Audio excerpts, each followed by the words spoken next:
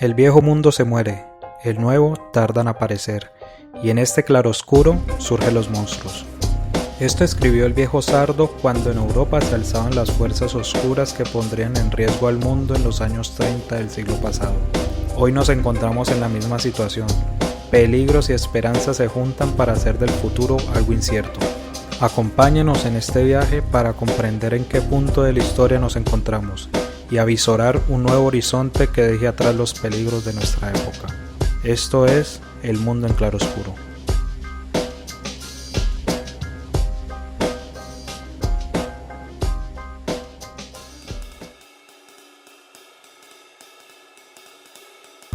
La migración es uno de los temas que siempre ha estado a la orden del día en nuestra sociedad.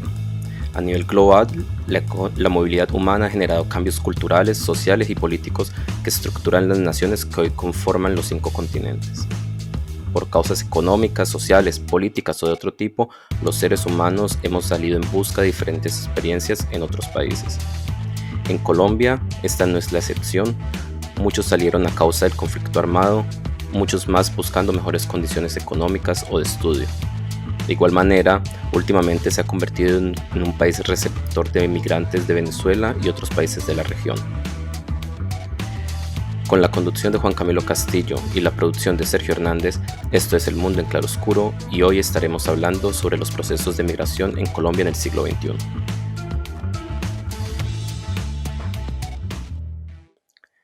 Para hablar de este tema, contamos con la participación de 3 invitados. El primero de ellos, André Felipe Cubillos, quien cuenta con un doctorado en estudios internacionales e interculturales de la Universidad de Deusto en España y actualmente se desempeña como profesor de la Universidad Javeriana. Bienvenido, Andrés, un placer tenerte con nosotros. Muy buenos días, gracias. En segundo lugar está William Mejía, quien es magíster en Migraciones Internacionales de la Universidad Tecnológica de Pereira y ha sido profesor universitario al tiempo que ha hecho parte de un grupo de investigación en movilidad humana, el cual está adscrito a la red de universidades públicas del eje cafetero. William, es un placer que estés hoy con nosotros. Gracias, hombre, el placer es mío. Y nuestro tercer invitado es Mauricio Palma, quien cuenta con una maestría en Historia Global en la London School of Economics y otra en Estudios Globales de la Universidad de Leipzig. Mauricio es profesor de la Universidad del Rosario y actualmente cursa el doctorado en la Universidad de Warwick. Mauricio, un placer también contar contigo hoy. Juan Camilo, ¿qué tal? Muchas gracias por la invitación. Muchas gracias a ti por participar. Bueno, en este podcast nos gusta empezar por lo más básico.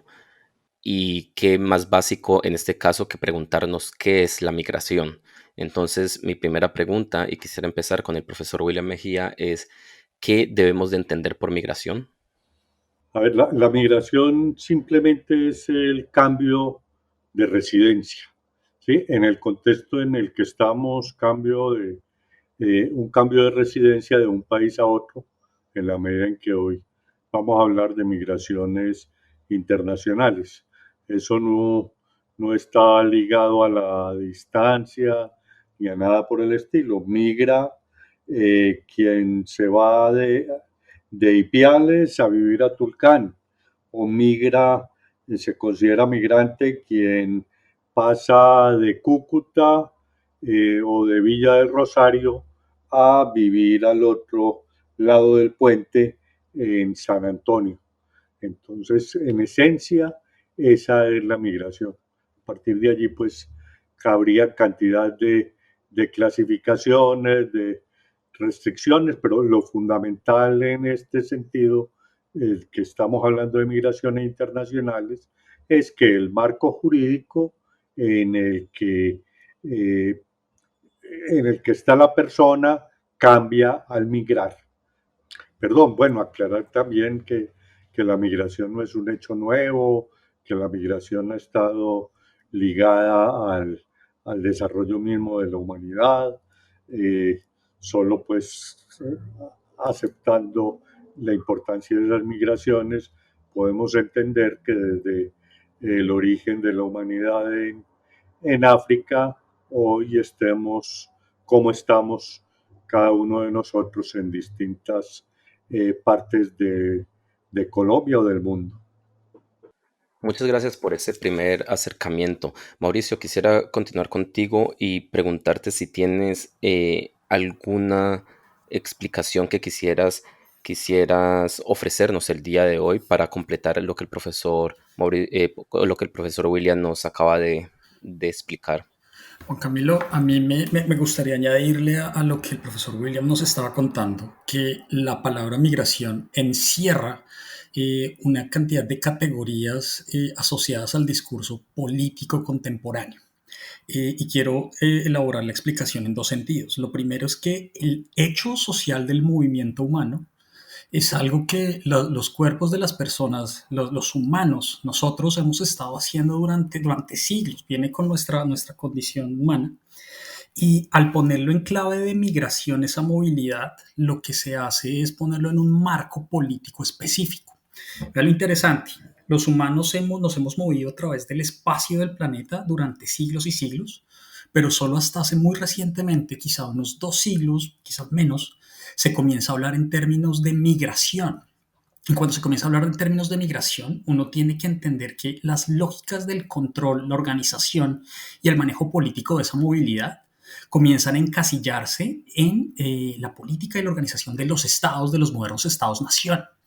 Y eso va asociado entonces a la gestión de un espacio que hoy conocemos y que hemos normalizado y que hemos interiorizado como el espacio de lo internacional, asociado por supuesto a las fronteras internacionales que existen.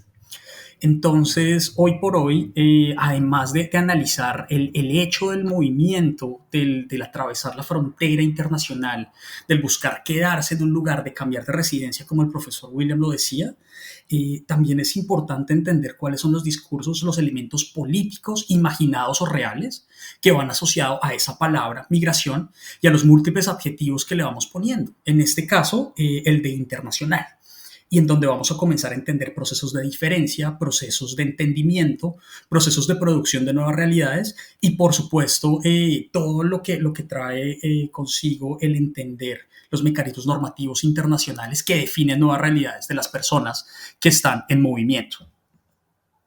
Muchas gracias por esa apreciación.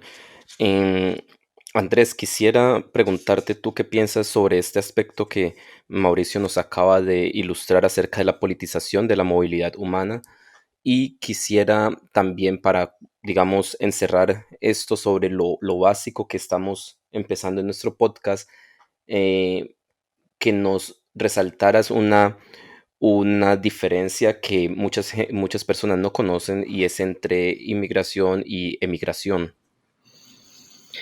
Bueno, digamos que parte de todos los procesos migratorios, como ya lo ha dicho William, están relacionados con la movilidad de las personas indistintamente hacia dónde vayan. La movilidad humana es eso, inicialmente. No es lo mismo, evidentemente, en migración a migrante. Una persona que migra no automáticamente se convierte en migrante. Por eso cuando hablamos en términos políticos es la relación, un poco es lo que se refería a Mauricio, a la relación entre territorio y ciudadanía y el control del territorio y el control de los movimientos migratorios ha formado parte sin duda de todos los procesos en los cuales, si se quiere, se reciben a unas personas o a otras. Y un poco en términos políticos, la relación de la movilidad ha estado marcada por ese control. En esos contextos, para un colombiano, más o menos, que quiere ir a algún país, más o menos se ha calculado entre 60 o 64 países que podría ir solamente con cargar su pasaporte, su documento de identificación internacional. Mientras que un europeo o un estadounidense puede hacerlo a más de 160 países solamente cargando el pasaporte. Esto muestra el control de la migración como un aspecto importante donde la receptividad de ciertas personas en unos contextos internacionales es o no, por un lado, bienvenida, porque hay que decirlo así. Por un lado es bienvenida o no, y por el otro lado permite la estabilidad de estas personas en esos contextos internacionales hacia donde se muevan en mayor o menor medida. Hay diferentes acuerdos, acuerdos inclusive relacionados también, que tienen que ver con lo político, en la atención en salud, en la cobertura desde las políticas sociales, que no siempre se enmarcan de la misma manera con ciudadanos de donde procedan y hacia donde vayan. En efecto, las migraciones son muchísimo más, pero esto, digamos, para poder dar respuesta a lo que estás señalando. ¿Y me recuerdas la siguiente pregunta? Perdóname. La segunda pregunta tenía que ver con la diferencia entre inmigración y emigración, si es que la hay. Mira, uno tiene que ver con la receptividad de la población y el otro con la salida de la población. Esto obedece a infinidad de factores. Uno son los denominados factores de salida, de expulsión de la población, el por qué las personas salen de unos contextos territoriales y se mueven hacia otros contextos territoriales. Pero esto no es una regla de 1 más 1 es igual a 2. La salida de las personas, que son los flujos de emigración, los flujos de salida de las poblaciones, digamos, en cierta medida nos han explicado también porque ante las mismas condiciones hay inmovilidad de las personas. Por lo mismo, es un asunto mucho más complejo. El emigrante, más allá de salir, hay que pensar un poco en la historia de esa salida de las personas, del por qué salen, hacia dónde se mueven. Y la inmigración es esa receptividad de los territorios de las personas. Pero también hay unos asuntos relacionados con por qué se mueven hacia esos territorios y no hacia otros. Y tiene también que ver con la posibilidad de generar redes, con la posibilidad inclusive de establecer en cierta medida condiciones adecuadas para esa receptividad en donde las personas en ese proceso migratorio en cierta medida buscan una mejor calidad de vida, unas mejores oportunidades, mejores condiciones, porque eso es un poco en general. Hay muchísimas más cosas, pero el inmigrante es aquella persona que, el emigrante es aquella persona que sale de un lugar y el inmigrante es aquella persona que llega a un lugar de destino. Pero esto tiene, vuelvo y digo, muchas más complejidades, pues para que podamos un poco hablar del tema. Perfecto, muchas gracias. Eh, Profesor William, quisiera preguntarle, Andrés nos acaba de hablar y deja sobre la mesa un aspecto que me parece a mí crucial en este primer momento y tiene que ver con la existencia de ciudadanos que son un poco más ciudadanos que otros eh, en la arena internacional. Y me da la impresión a mí que Andrés insinúa que ese nivel de ciudadanía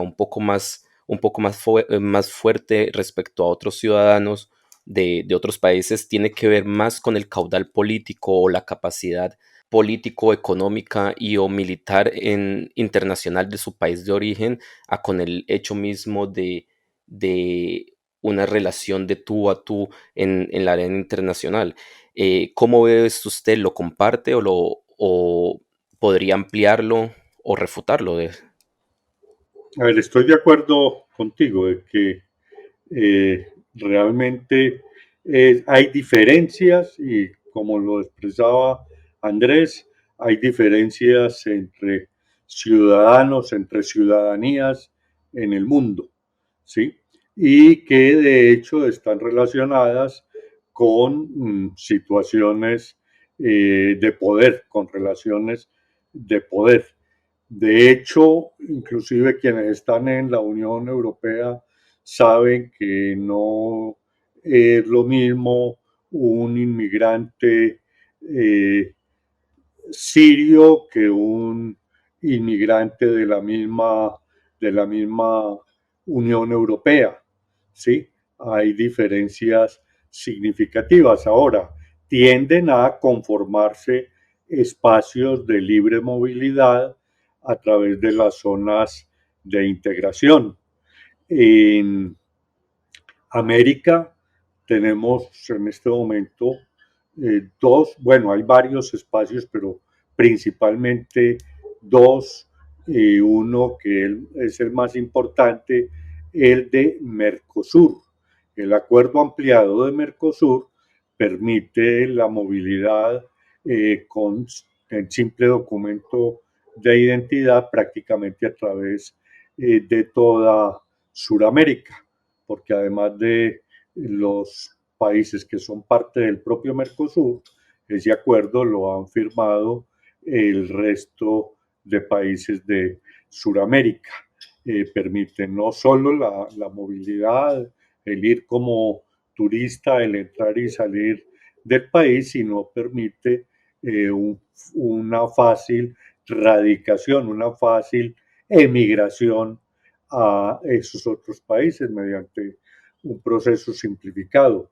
La semana pasada entró en vigencia el estatuto de la CAM, de la Comunidad Andina, sobre movilidad y se puso muy a la par del mecanismo de Mercosur. Entonces ya dentro de la CAN, bolivianos, peruanos,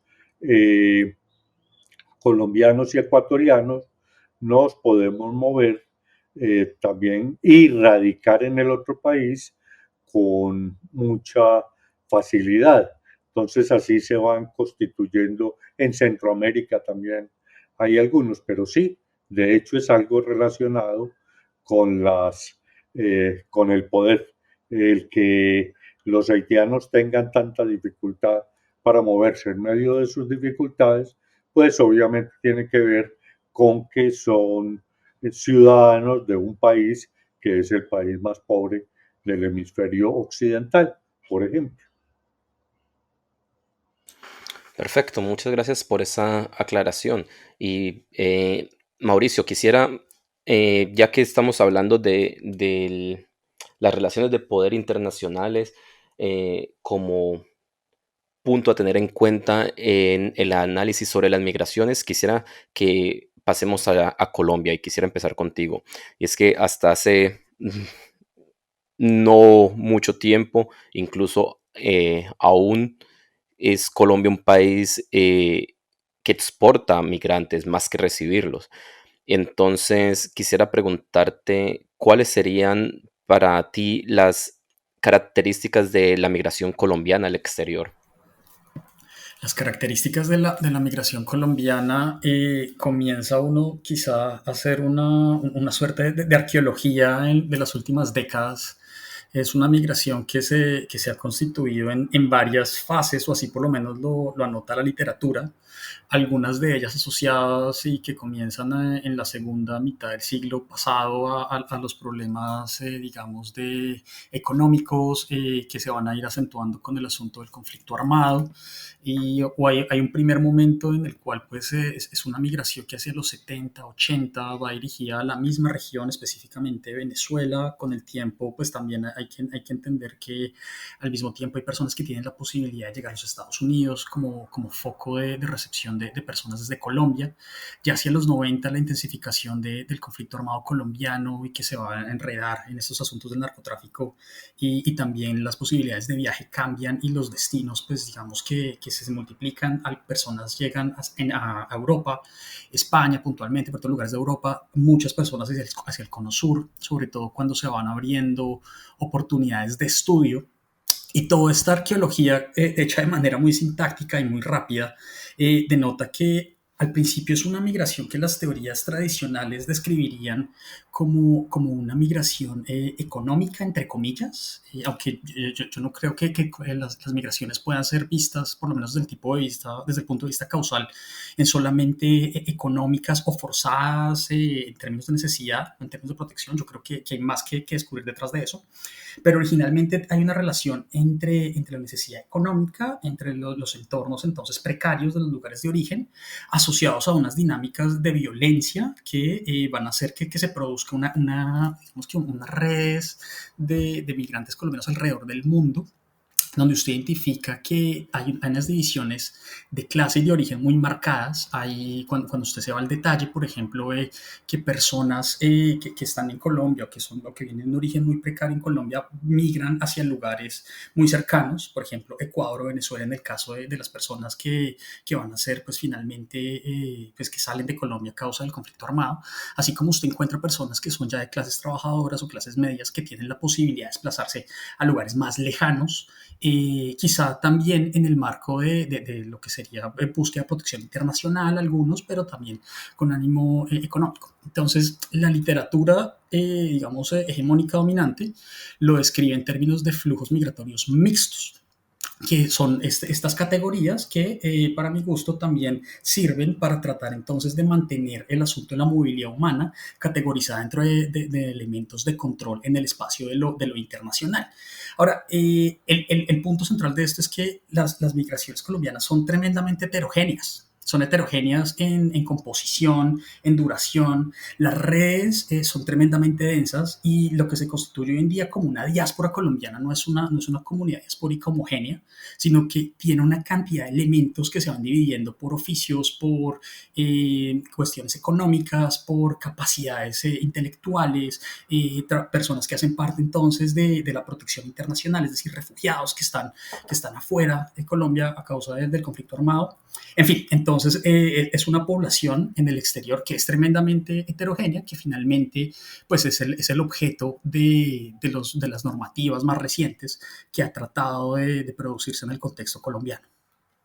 En este punto nos has dicho cosas muy importantes y muy interesantes y quisiera quedarme con algo que dijiste casi de soslayo y es el aspecto, digamos, el rol que juega la clase social la extracción de la persona que migra, digamos, la extracción original de la persona que migra en el momento y en los destinos de la migración. Y entonces quisiera preguntarle a Andrés, eh, en tanto que una persona, como nos dijo Mauricio, una persona de extracción popular generalmente migra a lugares que están un poco más cerca de Colombia y por razones, quizás intuyo yo, eh, netamente laborales, una persona de más recursos migra a otros lugares con capacidad de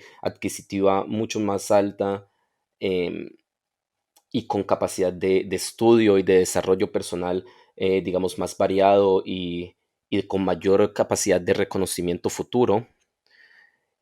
Podemos entender ese aspecto de la extracción, lo que yo he llamado aquí extracción original de la persona que migra, eh, como un rol fundamental si se tiene en cuenta el aspecto de las remesas en el contexto social colombiano, o cómo lo verías tú. Pues, a ver, voy a tratar de desglosar un poco lo que acabas de señalar. Evidentemente hay asuntos de clase social relacionados con la migración, como ocurren no solamente con la migración, sino con otros hechos sociales y políticos de la vida de las personas.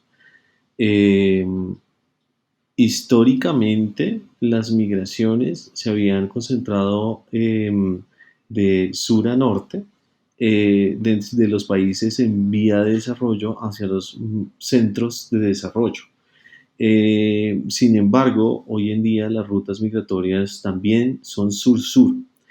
En ese orden de ideas es diferente, digamos, ya hoy en día eso era tal vez lo que se veía con las leyes de Ramstein, en torno a, eso es, digamos, algo histórico desde hace mucho tiempo, antes de todos los análisis que ya hemos hecho mucho más a nivel contemporáneo, en torno a esas migraciones de clase social. Hoy en día las personas, digamos, con menos recursos, no se dirigen tan cerca a los países. El claro ejemplo de esto está en los venezolanos. O sea, los venezolanos, los haitianos, los cubanos, los puertorriqueños, en fin, muchas personas se dirigen, las mismas personas de África, no se dirigían a los países más cercanos. Eso fue hace muchos años porque las comunicaciones no se los permitían y porque los procesos migratorios eran en cierta medida precarios. Hoy en día las personas, así sea a pie, llegan a distancias absolutamente lejanas, más allá de la clase social y el equipaje inicial del que habla Hayek, tal vez. Yo creo que hay una condición en la cual es lo que se va a hacer al otro lado en el destino, pues sí está bastante marcado por la clase social, como vuelvo y digo, ocurre en otros escenarios más allá de la migración. El que las personas puedan dirigirse hacia otros contextos para estudiar y para, digamos, tener unas condiciones de desarrollo diferentes a llegar a trabajos desafortunadamente precarios que tienen que hacer muchas personas en el proceso de la migración. Y ojo, esto no es normal, eso es un asunto desafortunado del proceso neoliberal y de muchos otros aspectos del capital que ha tergiversado también todos estos modelos migratorios. Eh, pero creo yo que pues también hay que verlo un poco en torno a las realidades que se están presentando. Hay personas que tienen la capacidad o también los beneficios de presentarse a ciertas condiciones en donde no necesariamente por pertenecer a una clase social se van a cumplir casi que linealmente unas ciertas categorías. Yo creo que depende. Hay ciertos contextos, situaciones como la que está ocurriendo en Venezuela, la que está ocurriendo en Siria, la que está ocurriendo en muchos países de África, que obliga a las personas a salir y más o menos ahí hay unas condiciones desafortunadas que tienen que cumplir.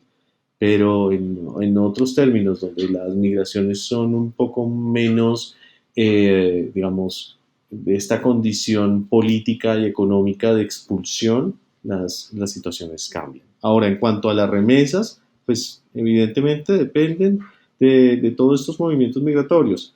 Hay algo que decir y es que nuestras políticas migratorias en el país, en un principio, de lo que en donde se concentró no fue en las personas, se concentró en las remesas de las personas.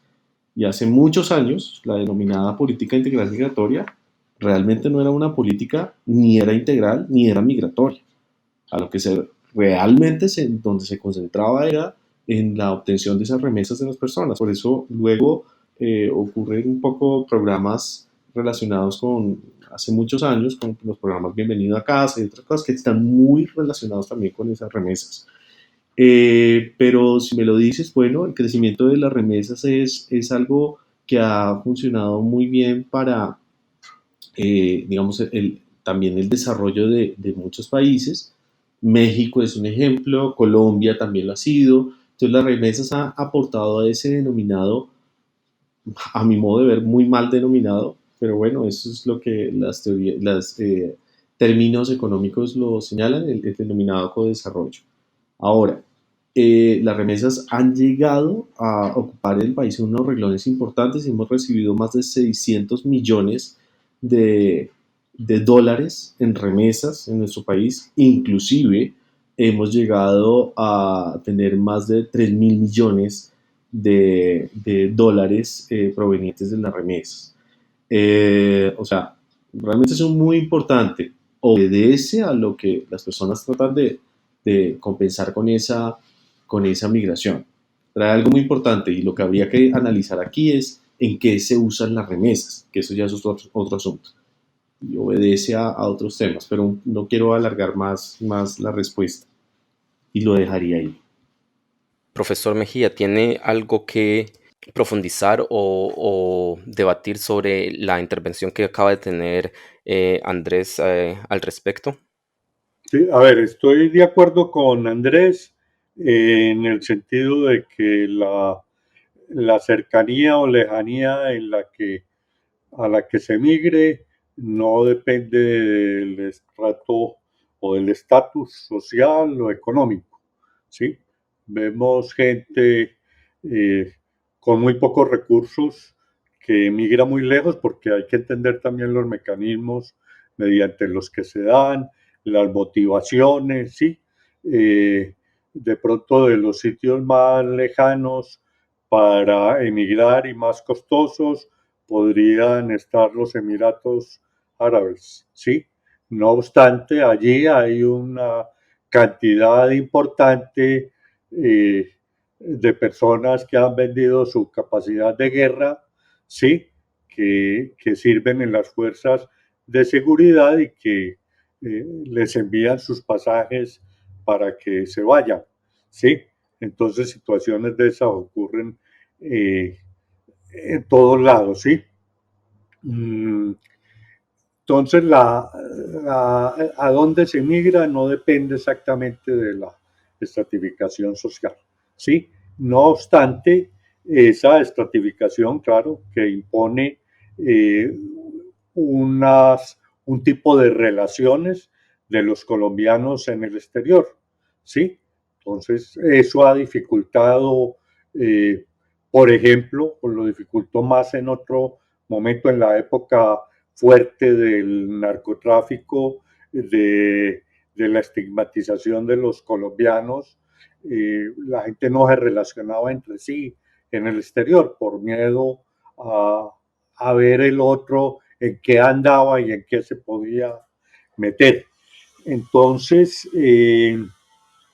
hacia dónde migre tiene que ver con muchas otras cosas, como las redes. Una vez conformadas las redes, el que está en Australia puede enviarle a su hermana que se desempeña en el servicio doméstico el pasaje para que viaje. Entonces, sí, perfilar la migración colombiana eh, por estratos, por nivel educativo, por actividades es demasiado complicado porque depende mucho de cada destino y de cada origen. Entonces, por ejemplo, está claro que la migración hacia Argentina en los últimos años ha sido fundamentalmente una migración estudiantil, ¿sí? Estudiantes que se van, algunos a hacer pregrado, pero la mayor parte a hacer una maestría, un doctorado y terminan quedándose allí. Entonces, es bien compleja. Pues, históricamente, los flujos también han cambiado mucho. Depende, de pronto, un flujo migratorio pierde importancia, como ocurrió con el de Venezuela. El flujo migratorio de Colombia hacia Venezuela fue importante hasta los 80, luego perdió importancia, tanto que aquí nos olvidamos que había migrantes. Posteriormente vino el tema del conflicto interno en la zona fronteriza y volvió a reanudarse la migración, ya por motivaciones absolutamente distintas. Era una migración forzada, igual ocurre en el sur con la migración al Ecuador, ¿sí? Entonces cada migración específica. Entonces ahora ya Venezuela ha perdido, ya nadie va para Venezuela, los stock acumulados que teníamos allí han rebajado, pero de la noche a la mañana apareció Chile, ¿sí? Chile es un destino de hace 15, máximo 20 años, Europa y particularmente España era un migrante, era un destino en el siglo XX en buena medida para intelectuales. Luego llega el gran boom de finales del siglo y principios del siglo XX y ya fue otra la gente que emigró a España y España pasó a ocupar un nivel fundamental en las migraciones nuestras. Entonces, este es un hecho muy dinámico y que en efecto tiene que ver con el funcionamiento global de la economía. Las crisis entonces definen los retornos, porque hay que pensar también en los retornos. Todo el que se va piensa en retornar, aunque finalmente nunca lo haga. Entonces, en la crisis del 2008, que golpeó más en Europa y particularmente en España, entonces mucha gente retornó desde España. Esa migración solo vino a adquirir el nivel anterior hacia el 2015, 2016. Sí, a Estados Unidos no fue tanto el efecto, entonces otros no retornaron a Colombia, sino que fueron a otros países de Europa. Surgió una pequeña corriente que de España viajó a Noruega, a Francia se movilizaron muchos. Entonces es un fenómeno muy complejo y muy variable. Perfecto, profesor. Quisiera, eh, ya que usted habló de Venezuela y de lo variable que es este fenómeno, eh, quisiera, digamos, voltear el pastel y ya hablamos de cómo Colombia ha sido un país que eh, exportaba migrantes, por decirlo así. Y últimamente hemos visto que Colombia también se ha vuelto un país receptor de migrantes. En este caso, quizás el más importante es la migración venezolana hacia Colombia. En este sentido, quisiera preguntarle qué aspectos son desde su perspectiva los más importantes para pensar la migración venezolana hacia nuestro país.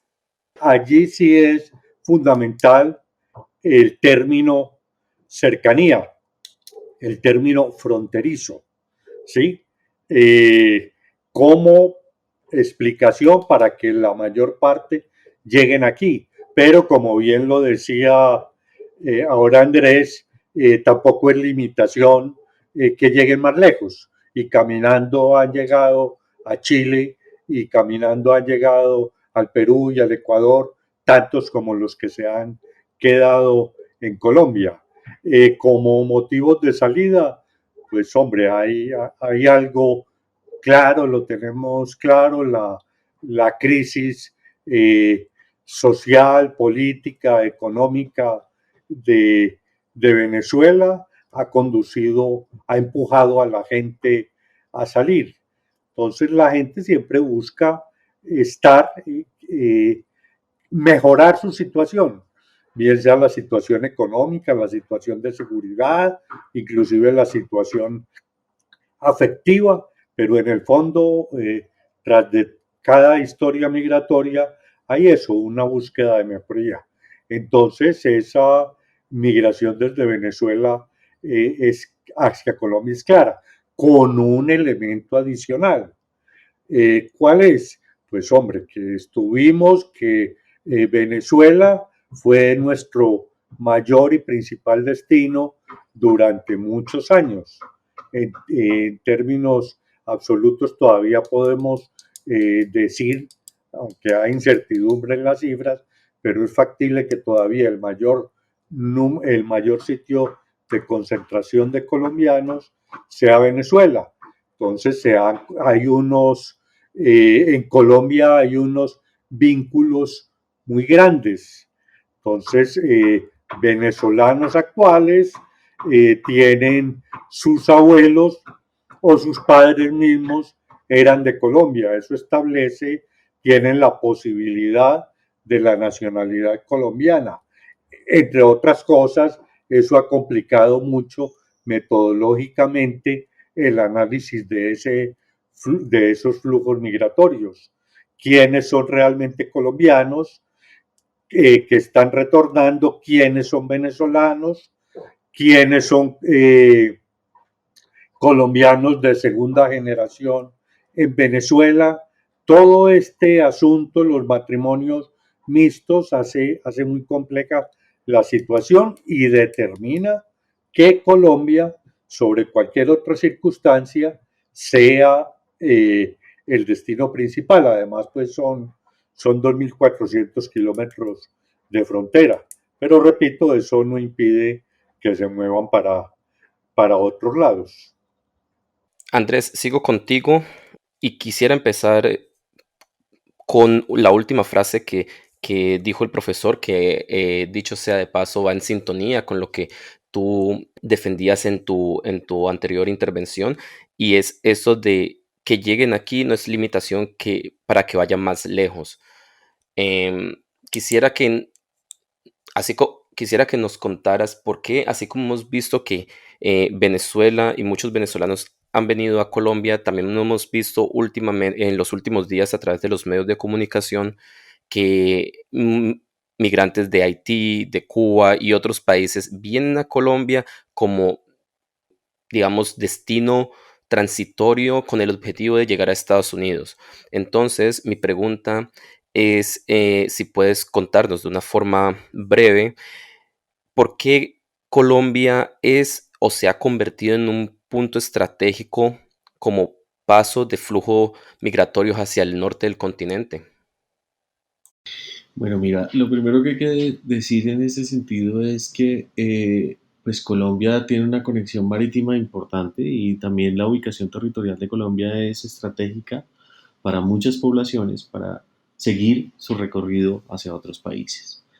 Eh, Anteriormente, y esto también hay que decirlo, desde Colombia se hacían vuelos a muy baja altura, donde no había detección de radares, para que las personas pudieran llegar a Estados Unidos. Y llegaban muchos aquí a Colombia hace muchos años, en los 80 y los 90, para continuar esa migración hacia Estados Unidos por otras vías, inclusive llegando hacia Cuba y tal.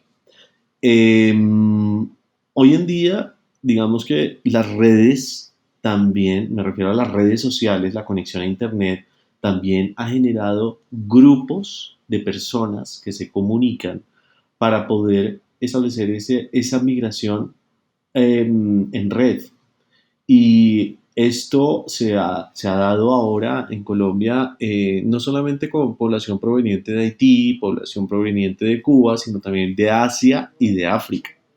De hecho, las últimas publicaciones muestran que muchas de estas poblaciones están llegando a Pernambuco. Pernambuco es en Brasil, desde África y desde Asia, demorando 3 y 4 días en balsas y lo que puedan para atravesar el mar, y su destino en América del Sur es Colombia para poder continuar hacia el norte pues, de nuestro continente. Colombia se ha vuelto un país estratégico para poder continuar hacia el norte, creo que por la privilegiada conexión que tiene territorial con muchos de estos países. Podríamos pensar, ¿por qué no llegan directamente a Panamá? Porque es que muchos de ellos se comunican territorialmente, no necesariamente marítimamente, desde nuestro territorio para continuar ese camino hacia el norte. Claro, el tema es que mucha gente no sabe, y eso parece ser bastante claro con los últimos análisis que se están haciendo por parte de organismos multilaterales. Parece que estas personas no tienen tan claro que está el tapón del Darién y que es difícil el paso. Consideran más o menos en su trasegar migratorio que llegan a Colombia y pueden pasar a pie hacia Centroamérica, por lo cual muchas de estas personas están viendo hoy en día las dificultades de ese proceso migratorio por Colombia. Pero es claramente un asunto, por un lado, de la cantidad de población que se está ubicando en ciertos espacios territoriales, no solamente en Ecoquí, sino en muchos de los departamentos fronterizos con Panamá, y además la comunicación que tienen a través de Internet, sumado adicionalmente a que muchos de ellos llegan a pie y otros, por lo cual el costo del viaje no es tan elevado como otros costos de viaje que podrían ser hacia Centroamérica o inclusive hacia México, sumado esto a las dificultades que hay en torno a los pasos de frontera.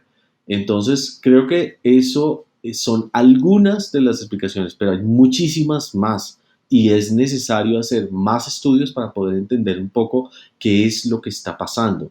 Los flujos migratorios del último informe de la Organización Internacional para las Migraciones muestra que uno de los corredores es hoy en día desde Brasil hacia Colombia. para continuar hacia el norte del continente. Y eso no es gratis. Vuelvo y digo, la ubicación territorial es uno de los aspectos más importantes. Mauricio, quisiera que en esta última intervención del episodio del día de hoy ahondaras un poco en la pregunta que le planteé a Andrés y que ya nos acaba de dar una respuesta. ¿Tú cómo ves la situación? ¿En qué quisieras ahondar tú? Hay dos elementos que me parecen sustanciales, añadiendo a lo que ya se dijo. Uno es el componente geopolítico de la principal población que ha sido identificada en la reciente situación en Urabá, y es la de la población haitiana. Esto sin duda no es algo nuevo. De hecho, en la zona de Urabá, Darién, ya se habían presentado varios altercados y varios cuellos de botella en el pasado, hace unos 4 o 5 años ya se había visto. En ese momento los protagonistas eran en poblaciones mayoritariamente cubanas, si bien en todos estos procesos que ya llevan bastante tiempo, que han posicionado a Colombia como un sitio de tránsito, hay personas que vienen de África, hay personas que vienen de Asia, como ya se dijo. Pero cuando uno comienza a evaluar lo que está pasando actualmente, uno se da cuenta que hay algo que ha cambiado a simple vista y tiene que ver con el interés de los medios de comunicación. Ese interés de los medios de comunicación está embebido en tres cosas, por lo menos a mi parecer, y uno es que el tema de la migración internacional a causa del proceso de movilidad humana desde Venezuela hacia Colombia y hacia el resto de la región, pues ha hecho que el tema sea parte constitutiva de la agenda pública en Colombia, con los retos y las oportunidades que eso trae. De hecho, esto es una oportunidad para pensarse en la salud de nuestro Estado de Derecho, si es que lo tenemos, pero bueno, no voy a andar ahí. El segundo punto tiene que ver con explorar un asunto asociado a los procesos de movilidad humana internacional contemporáneos. Y es que son procesos donde hay una relación con las nuevas formas de las fronteras de nuestro mundo, o por lo menos las nuevas formas para entender las fronteras en nuestro mundo. Las fronteras no son solamente líneas sobre la arena que están trazadas sobre los mapas, sino que las fronteras también están impresas en los cuerpos de las personas. Y son fronteras que se producen de manera discursiva a través de narrativas, a través de la historia, a través de procesos políticos y sociales, y que están impresas en cosas tan simples como el fenotipo. Entonces, cuando analizamos este caso puntual de Necoclí y las negociaciones que ha venido teniendo el gobierno colombiano con el gobierno panameño, el asunto del dejar entrar, dejar salir, este asunto de control que está como tan metido ahí, este asunto de irregularizar a la gente, irregularizar es una producción activa de los estados.